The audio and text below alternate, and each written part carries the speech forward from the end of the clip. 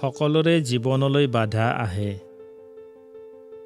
ইয়াৰ পিছত আপুনি যেতিয়া কোনোবা সভ্য ব্যক্তি, সংস্কৃতিমান ব্যক্তি, ভাল বক্তা বা তেনে কোনো আকৰ্ষক ব্যক্তি বা প্ৰভাৱশালী মানুহৰ মুখামুখি হ'ব, তেতিয়া নিজকে স্মৰণ কৰাব যে সেই মানুহজনে এনেদৰে সফল ৰূপত জন্মগ্ৰহণ কৰা নাছিল।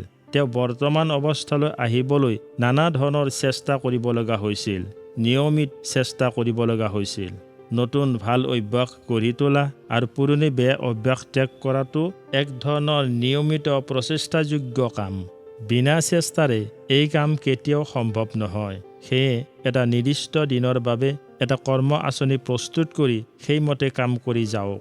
মই যেতিয়াই একোটা লক্ষ্য নিৰ্ধাৰণ কৰি লোৱাৰ চেষ্টা কৰোঁ, তেতিয়া বহুতেই এনেদৰে কোৱা শুনিবলৈ পাওঁ, মই জানো লক্ষ্য পূৰণৰ উদ্দেশ্য কাম কৰাটো এটা মহৎ পদক্ষেপ, কিন্তু মোৰ জীৱনত প্ৰায়ে এনে ঘটনা ঘটে যে মোৰ সকলো কাম চেদেলি ভেদেলি হৈ যায়, ফলত মোৰ কৰ্ম আঁচনি ব্যৰ্থ হয়।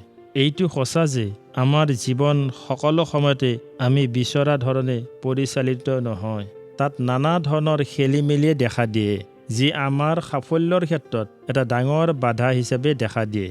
যেনে আপোনাৰ পৰিয়ালৰ কোনোবা ডাঙৰ অসুখত আক্ৰান্ত হোৱা বা কাৰোবাৰ মৃত্যু হোৱাৰ দৰে ঘটনা, বা আপুনি কাম কৰা কোম্পানীটো বন্ধ হৈ যোৱা, নতুন অসুবিধাজনক ঠাইলৈ আপোনালোকৰ বদলি হোৱা, বা আপুনি স্বয়ং কিবা দুৰ্ঘটনাৰ চিকাৰ হ'ব পাৰে বা কিবা অসুখত আক্ৰান্ত হৈ সাময়িকভাৱে শয্যাশায়ী হ'ব পাৰে। এই ধৰণৰ ঘটনাই আমাৰ মন মানসিকতাৰ ওপৰত গভীৰ প্ৰভাৱ পেলায়, আমাৰ কৰ্ম আঁচনি বিঘ্নিত কৰে, ফলত আমি বিচৰা ধৰণে আগুৱাব নোৱাৰোঁ। সেয়ে এটা কথা সকলো সময়তে মনত ৰাখিব যে আপোনাৰ জীৱনৰ আঁচনি প্ৰস্তুত কৰোঁতে সদায়ে বিকল্পিত ৰাস্তা সাজু কৰি থ'ব। আপুনি কোনোবা ৰাস্তাৰে গৈ থাকোঁতে পথ বন্ধৰ বৰ্ড দেখি কিন্তু তাতে থমকি নৰয় বা লগে লগে ঘৰলৈ উভতি নাহে, সেই ৰাস্তা বন্ধৰ অৰ্থ মাথোন এইটোৱেই যে আপুনি সেই ৰাস্তাৰে আপোনাৰ গন্তব্যস্থলত উপনীত হ'বগৈ নোৱাৰে। এনে ক্ষেত্ৰত আপুনি আপোনাৰ গন্তব্যস্থলত উপনীত হ'বলৈ কোনোবা অইন বাট ধৰিব লাগিব।